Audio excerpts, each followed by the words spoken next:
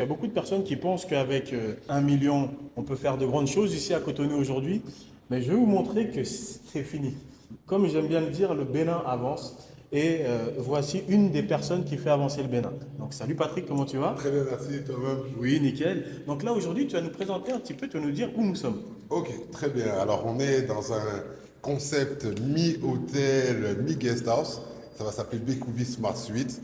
Donc, c'est différents types de logements. À l'intérieur, il y a du court, il y a du moyen, il y a du long séjour avec différents types de standing. Yes, nickel. Donc moi, ce que je vous invite à faire, c'est tout simplement à profiter tout simplement de la visite que Patrick nous donne aujourd'hui. Donc là, tu peux nous expliquer où est-ce que nous sommes? Alors là, nous sommes au troisième étage. Donc, c'est là où nous ferons, disons, les appartements entrée et moyen de gamme. Alors, c'est encore en chantier. Donc, voilà, on va aller. On va rentrer. Vraiment, faites attention, regardez bien tous les détails et surtout, allez jusqu'à la fin de la vidéo parce qu'on va vous montrer ce que ça donne ce résultat-là.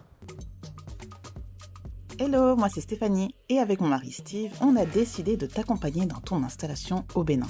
À travers notre contenu sur YouTube et nos programmes 100% digitaux, on te donne toutes les clés pour réussir ton projet. S'installer au Bénin, ça peut être un rêve, mais sans préparation, ça peut vite tourner au cauchemar. Alors si tu es prêt à transformer ton rêve en réalité, commence dès maintenant en cliquant sur le lien dans la bio. Donc là, à gauche, j'imagine que là, nous sommes dans une première chambre. Alors, on a une première chambre, donc sur les étages, donc on va dire c'est une chambre parentale qui a une salle de bain et une salle de dressing qui sera montée. Ok. Donc le troisième étage, bon, ce serait l'étage où on a des chambres, on va dire, entrée et moyen de gamme en termes de tarifs. C'était la première chambre. On a une deuxième chambre ici. Alors ça, c'est une chambre plus petite. On a fait bricoler des espaces pour agrandir les salles de bain dans les autres salles. Donc comme je dis, bon, ça n'a pas l'air très joli comme ça. Mais une fois que vous aurez vu le rendu, ce sera un peu différent. Et dis-moi, Patrick, on a Ouais. ton premier coup d'essai là actuellement ou pas du tout? Non, pas du tout. Alors, on a essayé plusieurs formules. J'ai fait pas mal de guest house. Entrée de gamme, puis après je suis allé sur le haut de gamme. Il faut pas mentir que Covid nous a bien sonné, hein. Au Covid, on a diminué de pratiquement 50%. Aujourd'hui, on est avec une dizaine de guest house, plutôt haut de gamme et un petit peu d'entrée de gamme pour les courts séjours. Donc ici, sur ce projet-là, on est plus vraiment sur du court et moyen séjour, avec un étage dédié au long séjour. Après, moi, du coup, j'ai une question. Tu as beaucoup de personnes aujourd'hui qui se lancent dans ce secteur d'activité en se disant que ça rapporte de l'argent parce que, j'ai envie de dire, la location coûte peut-être un certain prix et ils pensent qu'ils vont juste remonter je parle en termes de prix, en posant une clim et une télé. Est-ce qu'aujourd'hui, c'est encore le cas? C'est-à-dire que moi, par exemple, je vais me réexpliquer, désolé, je me suis un peu emmêlé. Moi, quand je suis arrivé à Cotonou, je cherchais à louer un appartement. Donc, j'ai cherché sur Airbnb, je trouvais rien. Et ce que j'ai trouvé la première fois, la toute première fois, bah, c'était juste passable, entre guillemets, avec mes standings, mais ça avait un prix quand même, j'ai envie de dire, un prix européen. Est-ce que là, tu penses qu'aujourd'hui, juste installer une clim et une télé, est-ce que tu penses que c'est aujourd'hui viable pour se lancer dans la location en courte durée? Et donc plus du tout. Alors je vous dirais peut-être que quand j'ai commencé il y a 15 ans, c'était mon premier appartement que je laissais pour déménager avec la famille dans un appartement plus grand. J'avais vraiment laissé mes vieux meubles, j'avais même pas mis de clim, une clim dans une chambre. Et voilà, on avait bricolé et ça passait. Maintenant, franchement, le niveau a augmenté. Si vous voyez les standings qui sont mis dans les différentes maisons, donc on est obligé d'avoir un standing pas mal plus élevé. Donc en termes d'investissement, on est sur du plusieurs fois plus que ce qu'on faisait il y a 15 ans. Les gens sont aussi plus exigeants et l'offre à Cotonou est beaucoup plus diversifiée. C'est bien alors, parce que du coup, ça permet de, j'ai envie de dire, trier la concurrence. Parce Oui, que tout à fait. C'est vrai que auparavant, on avait tout le monde se mettait dans le meublé. Et là aujourd'hui, en fait, tous ceux qui étaient dans le meublé auparavant, ben, et qui étaient de façon un peu amateur, ont commencé tout doucement à démissionner. Parce que voilà, si vous avez loué un appartement, vous n'avez pas mis grand-chose, et vous n'avez pas de clients et que vous devez payer un loyer tous les mois sans un retour sur investissement, c'est sûr qu'au bout de 3, 6 ou 1 an, la plupart, disons, laissent tomber ce business. Et on retrouve beaucoup de gens aujourd'hui qui sont prêts à laisser des meubles, qui ont commencé l'investissement, et puis après, voilà, après 1 an, qui sont découragés vu la taille de l'offre en ce moment. Après, du coup, c'est intéressant ce que tu viens de dire, parce que tu as beaucoup de personnes ouais, qui me disent à chaque fois, oui, je laisse mes meubles si tu veux, ou qui bradent leur prix, mais malheureusement, leurs meubles ne sont même pas au bout du jour. Ça veut dire qu'au final, j'ai envie de dire qu'il y en a beaucoup qui les jettent même les meubles. Là, ici, on est dans une surface qui est assez étrange. Tu peux nous expliquer où est-ce que nous sommes? Oui, alors c'est une ancienne cuisine en fait qu'on a transformée en chambre. Et donc voilà, on a dû créer une salle de bain en rentrant un petit peu sur leur mur. Comme je disais, on va essayer d'ouvrir un petit peu à toutes sortes de tarifs. Donc ça, c'est une chambre qui sera peut-être positionnée entre 18 000 et 23 000 en fait, pour avoir un tarif entrée de gamme. Mais quand même, on est sur une surface avec la salle de bain de pratiquement 25 mètres carrés. Et on a un petit balcon là, ici, de 15 mètres carrés à peu près. On n'est pas loin de la mer. En fait, on est à 7-6 minutes de l'aéroport et 4 minutes de la mer. Si on monte sur la terrasse au 4e, on pourra le voir. Ah yes, merci. Donc j'espère qu'on ira faire un petit saut. Est-ce que tu peux nous montrer, parce que là je sais que tu as tout un étage qui est déjà pris, est-ce que tu peux nous montrer, on va dire, le produit final, c'est-à-dire avec le premier étage? Parce que je sais qu'au niveau du premier étage, tu as pas mal avancé, tu es sur la fin je crois. Exactement. C'est-à-dire que, je sais pas si tu nous donnes cette opportunité de pouvoir avec voir. plaisir. Ah, merci beaucoup. Surtout, suivez-nous, hein. Dans la deuxième partie de la vidéo, je pense que j'essaierai de parler un petit peu des chiffres pour mettre en réalité certaines, on va dire, croyances. Parce que c'est vraiment très important de pouvoir chiffrer et visualiser combien ça coûte. Eh bien, c'est parti. Allons faire un tour au premier.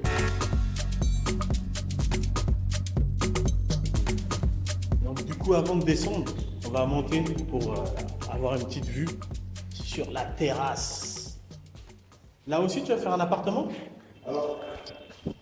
Franchement, on est en train d'y réfléchir parce que c'est vrai que la terrasse, elle est sympa. On aurait pu faire un rooftop, mais on a bien peur que l'accès au 4e soit un petit peu difficile. Donc ce serait fort possible. En fait, dès qu'on finit, on va réfléchir si on fait un appartement ou 2 studios meublés. Voilà. Franchement, tu as une belle surface, hein. Voilà. Et là, on a un petit bout de mer qu'on voit en tordant le cou. J'ai envie de dire, même sans tordre le cou, en fait. Ici, tu as vraiment accès à la plage. Tu as une belle vision.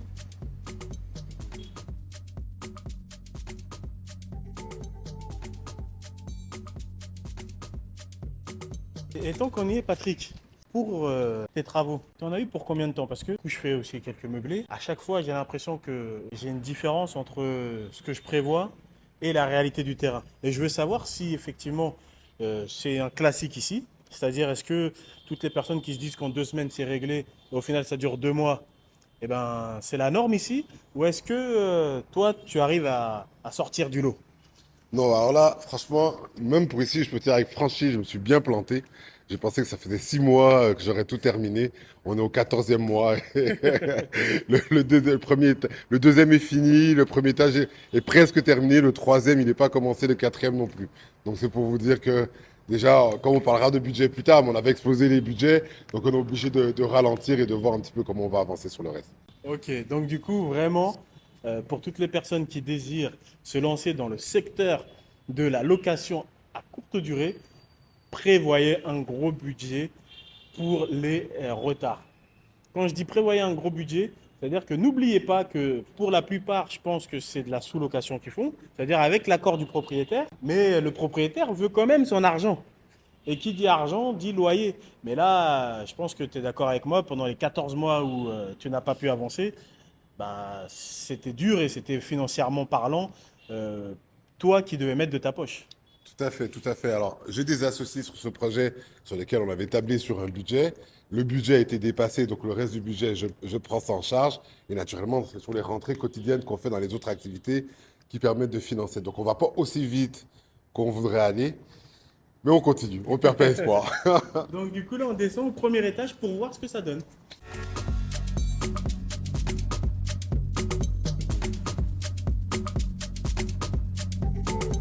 Donc là, On est au premier étage. Il va nous montrer un peu à quoi ça ressemble. Du coup, un investissement version Patrick en meublé. Tac. Voilà, donc là on est sur la partie court et moyen séjour. Alors comme je vous dis, c'est pas un hôtel, c'est une smart suite. Alors ici, vous avez la première place qui sera une sorte de kitchenette partagée pour les gens qui ont leur chambre. Une toilette, disons, visiteur.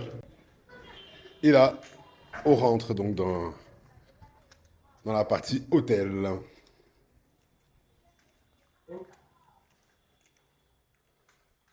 Donc ici, on peut dire, on a une grande chambre, on va dire chambre premium, sur à peu près voilà, 30 mètres carrés, avec dressing et toilettes, on va être sur 38 mètres carrés à peu près.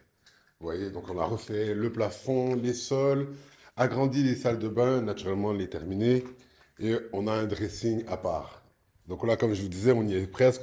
On espère qu'en mettant un dernier boom, on pourra terminer dans la semaine ou dans les 10 prochains jours, à constater que tous les meubles et portes, etc. sont faits au Bénin par des ouvriers locaux, même les rideaux, donc voilà. Ah, parce que là, tu es en train de me dire que tout est Made in Bénin. C'est-à-dire que là, si je veux un artisan pour le lit, du coup, je peux en trouver un. Pour les draps, pour les nappes, pour tout, finalement, je peux trouver finalement tout ici. Tout à fait. Donc là, comme je dis, rideaux, lit, table, c'est un local. Maintenant, après, tout ce qui est naturellement les toilettes, les carreaux, c'est du matériel importé. Mais nous, on essaie de travailler le plus possible avec des artisans locaux, mais en ayant des exigences assez élevées pour être capable d'avoir des normes internationales. Ok, donc du coup, c'est un choix. C'est toi qui as choisi de travailler avec les artisans. Tout à fait, tout à fait. Donc après, voilà, quand vous regardez, en fait, vous avez des très beaux meubles importés, mais quand vous regardez, en fait, le coût versus qualité, ce n'est pas forcément du très très haut de gamme. Quand on regarde, et puis bon, au bout de, j'imagine, 2, 3 ans, vous voyez l'impact. Tandis qu'ici, c'est avec du vrai bois, des vrais matériaux. Donc là, on peut se dire qu'on a on a du matériel résistant qui va durer quand même plusieurs années. Et là, je suis en train de voir, au niveau de ta douche, ta salle d'eau, là, franchement, parce que finalement, c'était la même qu'en haut, Exactement. c'est le jour et la nuit. Tout à fait. Bah, tu remarqueras, en fait, alors, ici, toutes les salles de bain ont un design complètement différent, où on a tourné sur différents types de carreaux. Donc, alors, toutes les salles de bain, par exemple, ont été cassées, détruites et agrandies pour leur rajouter quelques mètres carrés en plus. Sinon, elles étaient toutes très étroites. Donc, disons que dans l'investissement de départ, c'est ça qui nous avait coûté le plus cher, le gros œuvre, qu'on n'avait pas, que j'avais peut-être mal sous-estimé. Et j'aime bien parce que, en fait, chacune de tes chambres a une petite touche. C'est-à-dire que t'as pas fait un peu comme tout le monde, c'est-à-dire avoir la même chambre partout. Là, si je comprends bien, je reconnais le ton au niveau du bois. Tout à fait. Mais après, chaque chambre a sa petite personnalité. Et comme tu as dit, là, chaque salle d'eau est différente. Exactement. Je Donc, trouve ça mignon. on est sur les mêmes thèmes. Alors, vous allez voir, on est toujours sur du gris, blanc et du bois. Donc là, par exemple, vous voyez dans cette salle de bain, c'est une salle de bain avec plancher style bois. Et on retrouve enfin les motifs, tout dépendant au niveau du lavabo ou au niveau de l'endroit où on va mettre les savonnières qui sont incrustées dans les murs. Donc le but, c'était de faire des chambres où un thème général est, est là, mais maintenant, le thème, il est nuancé de plusieurs façons. Donc voilà, là aussi, on est sur une autre chambre premium. Donc, grande chambre, à peu près 30 mètres carrés sans les salles de bain. On a aussi un balcon sur cette chambre-là. Et voilà, une salle de bain assez grande quand même. Donc ici, vous voyez tout ce qui manque, allez, grosso modo, c'est le matelas qui va pas tarder, une grande télé, un petit frigo, un petit coffre-fort. Et après, les petits articles. Comme je vous dis, on y est presque. Et alors, sur cet étage-là, on va avoir une suite junior. Donc, il y a la porte à monter ici qui va être faite dans les prochains jours. Donc, la suite sera séparée. Et là, venez, on va faire un petit tour dans la suite. Ah, Donc là, on est sur une suite de 70 mètres carrés, un peu plus de 70 mètres carrés, avec une grande salle de bain et 2 balcons. Donc là, vous avez la partie chambre. Vous avez ici une grande salle de bain. Donc on revient, comme je disais, dans la salle de bain sur les thèmes bois.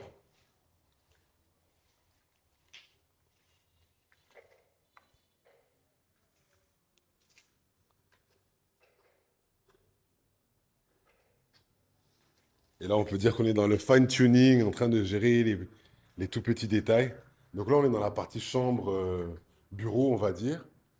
Et là, ce serait la partie, bon, on cherchait une façon de séparer, bon, pour isoler les clims et en même temps garder l'espèce de profondeur. Bon, en attendant, j'ai opté sur un rideau qu'on est en train de fabriquer entre les deux.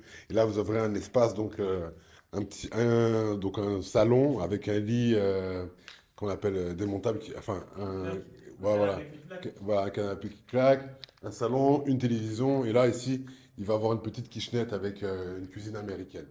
Donc bon, on sait que les gens ne se lancent pas forcément dans la grande cuisine, mais il aura au moins une certaine indépendance, chauffer deux, trois plats, être capable de faire un café, faire une omelette.